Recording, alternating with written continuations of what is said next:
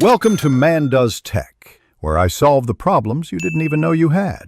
You start by isolating energy and refrigerant. Disconnect the battery and recover refrigerant to zero pressure using the recovery machine. Once done, remove the drive belt so the compressor spins freely. This prevents injury and simplifies later steps.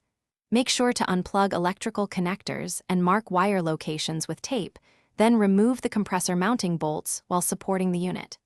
You're now holding the compressor. Place it on a clean bench and prepare a tray for small parts. This speeds reassembly and ensures you'll now strip the clutch assembly.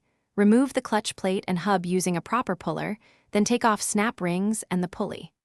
Once exposed, press the old bearing out with a hydraulic press or bearing puller.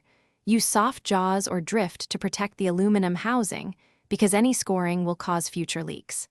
Clean the bore and install the new OEM bearing by pressing it squarely until it seats. Lubricate the race lightly and verify free rotation without play before reassembling the clutch components.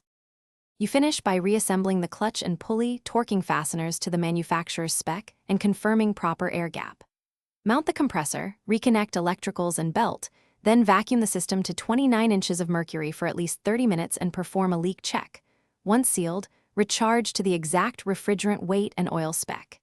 If you still hear bearing noise, stop.